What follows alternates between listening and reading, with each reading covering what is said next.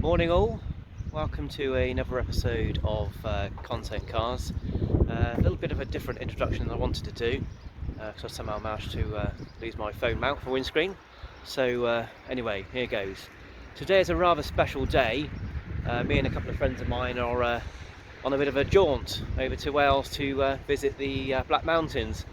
I've been over to Wales many times. It's a beautiful place, but never ventured across the Black Mountains, so looking forward to that. The sun is out wherever it is, so that's all good. We're just outside Tropicana in Weston-super-Mare, which was a popular jaunt back in the 90s. They did a marvellous outdoor swimming pool. But today is not about the Tropicana. Today is about the cars. And I thought while I'm waiting for my friends to turn up, I thought I'd give you a bit of a guided tour and an update on the Alfa, as it's been about 3 months actually since my last video, and I checked yesterday. So yeah, I'll show you a little bit around it. Hopefully they should be here in a minute, and then we can get on our way. So without further ado, here she is. So for those that haven't been following on at home, I purchased this about 3 months ago. Always wanted an Alfa, never sort of had the right time to get one, and then this one popped up all of a sudden. It's a 2008 58 Alfa Romeo GT 1.8 twin spark clover leaf. So it's sort of towards the top of the range. I think the Q2 is the top of the range, so this is the one down from that. But yeah, it's still got some nice optional extras, which I'll go through in a minute. One of which is these nice wheels that aren't in the best of shape. Some of you noticed yesterday, or sorry, some of you might have saw yesterday, that finally removed those aftermarket driving lights. Like I said, I didn't hate them. They looked okay. I definitely prefer them off than on. It's how the designer obviously wanted it. So yeah, that's all good. Just coming round to the driver's side front. Bodywork's in good condition for the age and mileage. I had to get the dent man in to remove all the dents. I think there was probably about 20 in total, so I'm not sure what the previous owners had been up to. A couple of little sort of marks and sort of scuffs here and there, but like I said, that's to be expected really. But overall, she has been very well looked after. So also just coming back here. Sorry, the angle's a bit weird. I've parked like a bit of a spud. The old Alfa badge there. I think that exhaust is standard. I don't know if I've seen some with twin pipes, but I don't know if that's the diesels or what. So you have to let me know on that. I'm not haven't looked into that much, but it sounds quite nice, the car. But I'm not sure if that's just because it's the twin spark. I don't know. As you could tell, I don't really know much about cars, although I seem to post a lot about them. So, hang on, we've got a couple of mad cyclists cycling past. Fair play to them. So yeah, I'll just show you the inside a minute. If the alarm don't go off. There we go. So, black leather. In reasonably good condition, again considering the mileage and the age of it. There's a little tear in that seat over there, which I'll show you, which I'm really annoyed about, because when I first went to view the car, the seats were immaculate, and it was only about 2 weeks later when I picked it up after it had gone through the workshop that I noticed a little tear. But you know, small things I guess. But you'll also notice that I changed the original radio. So I was hoping to go for a Pioneer, because I really like the Pioneer radios. But what I didn't realise is the amount of work that goes into actually changing the radio on these cars. Mind-boggling amount of wiring that's required. I've got the steering controls. I've also got the sub in the back, which is standard on the Cloverleaf. So, but you know what? I may eventually change it back, or change it up to a Pioneer. But the JVC does well for now. It's got Bluetooth, it's got Alexa, you know, it's got everything that I need it to be at the moment. It's not a bad unit, to be fair. So yeah, that's the interior of the Alfa. That's the back seats there that I don't think they've ever been sat in, to be fair. They are really like new, so I'm quite pleased with those. Right. Just come out of here. I'll go back around the front again, so I'll try and just zoom out so you can see a better photo. I'm not sure what the sun's going to be like. Apologies if I probably parked in the wrong spot. But... and also, it's a bit jittery. I'm sorry. I'm quite jittery person. So I'll just take you around to where the magic happens.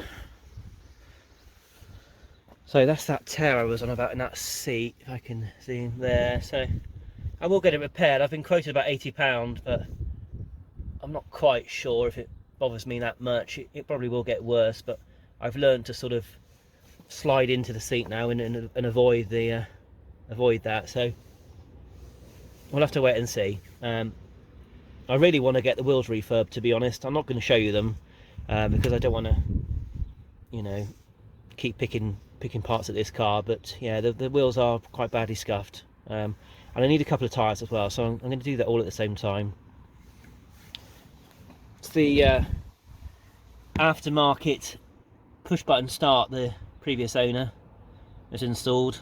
Of course, you know, I'd like everything original and I'd like to put it back to stock, but I'm not sure what the costs are involved. I've taken this trim down here and there's a fair bit going on behind there, so I'm just going to leave it be. I don't want to spend, you know, money on this car if I don't need to. And I know I said about the wheels, but you know, at least it will benefit from looking nice with those new wheels on it. The push button start I can live without. Also, if I've got it right as well, thing I also like about these Alfas, so I just dropped my keys, is, hopefully you can see it, where the water and the fuel is. It's all in Italian. But I quite like that. It's like little things like that I quite like. Still brings a little smile to my face. So yeah. So I think I'm going to stop there. I don't want to waffle on for too long. So I'll just wait. Speak of the devil. He's going to love me recording him as well. So this is my friend Martyn. I've been friends with him for about 12 years now, I think. And he's got his Fiat Punto Evo, is it? It's a sporting one, so it's quite rare. He's not had it long. It's been good to him. But yeah, I'll catch up with him and I'll come back. So I appreciate, obviously, you've come to probably see the Alfa, which is just there, as you can see. But for those that, you know, like a Fiat, and there are many people out there, this is the, like I said, Fiat Punto Evo Sporting 1.4 turbo. And it goes quite well, I have to say. It's quite light, handles really well, a lot of fun. I think this one's done, how many miles has it done now? 60,000? About 80,000. So yeah, he's only had it a few months, not had it very long. But yeah, you know, it's just a little toy for him to play with. He's the same guy that's got the Focus ST, but I don't know why I didn't want to bring that out today, because I know which one I'd rather drive, but you know, could be proved wrong. But yeah, it's quite nice, this car. I'll be honest, I haven't driven it yet. He won't let me drive it. Same story with the ST. I don't know why he doesn't trust me, but you know, I've got an epic driving history. I've once taken my jumper off while driving and crashing into a lamppost. But that's a story for another day. But yeah, I just, like I said, not everyone's cup of tea, these Fiat Puntos. You know, there's quite niche, but this one's quite a nice one. Sorry, I'm trying to zoom out. So yeah, I think that's going to be quite fun, going over the Welsh Road to Welsh Mountains. So just waiting on our friend Neil, who, as you might have seen, has got that Suzuki Swift Sport 1.6 injection. I don't think it's, no, it's not a turbo, just normally aspirated. But yeah, in fact, I've timed this really well because he's just coming into the distance now. I'm going to try and zoom in and no, let's zoom out. There we go. Need to try and hang on. You can just see faintly in the distance. He's coming down. I mean, this is probably the car that's going to rescue me and Martyn today. So,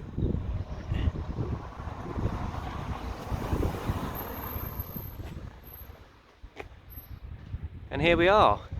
We said we'd meet at 8 o'clock. I don't know what time it is, it must be about 8. So, I shall be back in a second and we'll go from there. So, yeah, we checked out Martyn's ride. So, this is Niall's Suzuki Swift Sport. And this got a lot of love onto it, I have to say. Probably more than the Alfa, so I don't know. I'll probably sort of down myself there. But yeah, so it's a Suzuki Swift Sport, like I said, 1.6, normally aspirated. I think it's at 140 brake horsepower, he said. 63,000 miles on the clock. Very nice though, really nice in the silver. Again, Niall's not had it long. It came in as a trade-in at our place actually, and we struck up a bit of a deal with the customer direct, and here it is. So Niall's also a proud owner of a Volkswagen Bora and a Volkswagen Passat, so he's got the eclectic mix of cars. This is his little weekend bit of fun. So I've just come round here.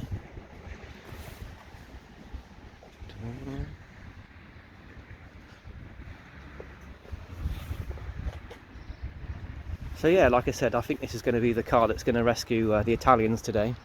I have every faith that you know, the Alfa's going to be okay. It's the first time I've actually had to stretch the leg since I've had it.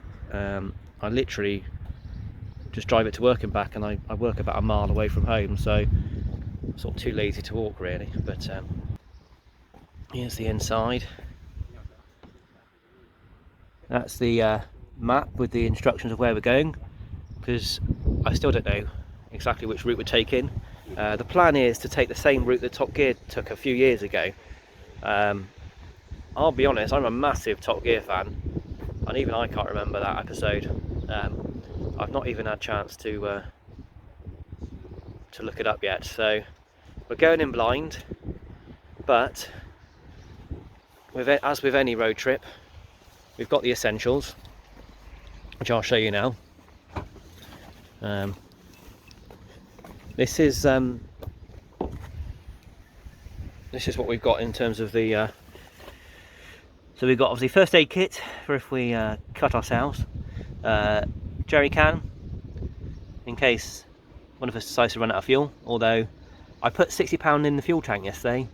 It was the reserve light was on, so I put £60 in, and I've just got just over 3/4 of a tank, and that's the E5 Premium, so I'm not holding out much hope that that's going to last me. I fear I'm going to have to put some more in, but I just might have to go a little bit easy on the right foot. We've got a trusty old socket set with some bits in it, as you can probably work out what's going to be in there. So I think Niall has had the same idea and bought his kit as well.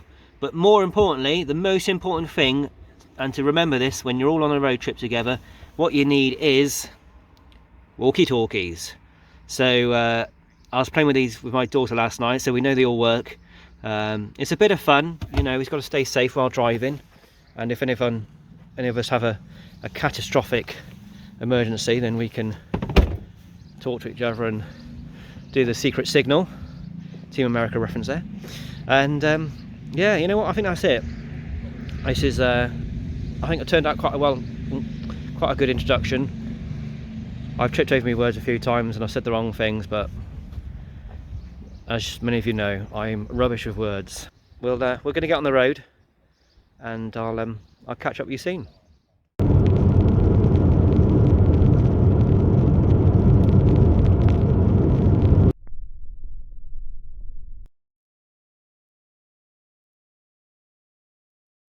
One hour later. So we've arrived at our first stop. We've been on the road for about an hour now, done about 50 miles I want to say, up from Weston. We're just outside Abergavenny. We've got a little bit lost coming up, but we've made it. So we've got some coffee and we're getting back on the road, so I'll catch you in a bit. Well, obviously I spoke too soon. We've already lost one of the convoy. Neil seemed to have disappeared literally 5 minutes after we left the services, so I'm not sure what's going on. I can't get hold of him by walkie-talkie. I can't get hold of him by phone either. Appreciate his driving, but it's been about 10 minutes now, so I thought he would have sort of pulled over and sort of rang us. So me and Martyn are sticking together. We don't really want to go on a sort of a trek to go and find him, because if I lose Martyn, then we'll all be buggered. So yeah, just going to hang tight here for a minute. I thought while we're here I'd just sort of update you on a couple of other little things, if you don't mind. The Focus that I had, I've given that to my dad. I was going to keep it. I was going to keep it as a little run around, but it was just pointless. I wasn't really using it, and my dad needed the car. He had a Rover 25 with a window that wouldn't work, but also, more importantly, a temperature gauge that didn't work. And if you've ever owned a Rover, that's definitely one of the things you want working. So yeah, he's got that, and it means he can get around safely. You had to lead a fucking Fiat car. 2 seconds, folks. Eh? You had to lead a convoy. Well, like, he knew where we were going, so I thought it'd be best for him to go, but he's fallen at the first hurdle, really, because he's lost us. Sorry about that. So yeah, so anyway, Focus is gone, Alfa is here. I love the fact he's not answering his phone or doing anything. He's probably got it on silent. Yeah, I know, we'll just have to wait for him. So yeah, Focus is gone, that's gone to a good home, it's gone to my dad, so he's got a good car now, a nice reliable car. I did say to him that if he ever wants to get rid of it, then I will buy it back off him, because... Do we follow the instructions? No, we'll just hang fire here a minute. And yeah, so that's good. And yeah, what else has happened? Well, YouTube channel's going strong. The last video, which was the Alfa intro, was, I think, amassed about 1,800 views now. So I'm really chuffed with that, to be honest. I didn't think it would do that well. I just do the channel for a bit of fun, really, just for my own sort of sanity, to look back in a few years' time and go, oh, well, you know, I did kind of, you know, it's quite good to look back sometimes and sort of see how these events, you know, came together, as, you know, with the Alfa and stuff like that. You know, I'm never going to be a millionaire out of it, but that's not what it's about for me. It's just about, you know, just being able to look back. So, yeah, anyway, apart from that, we'll just hang fire here, I suppose, wait for Neil, and we'll get back on the road. So, I'll see you in a bit. Where are you? I just turned onto the A40 heading into Brecon now. Is that where you are? No, we're 9 miles out of Abergavenny on the A442. We stopped thinking we were waiting for you. Well, where are you? I didn't pass you. We're at a trading estate just before you get into Abergavenny. Ah, right, yeah. Get on and come through Abergavenny. Yeah. I'm ahead of you now. Right. Somewhere. Come to Abergavenny, follow the instructions. It's A40 to Brecon. Yeah, right. Right, I'll see you in a bit. As you've heard, we found him. We're back on the road.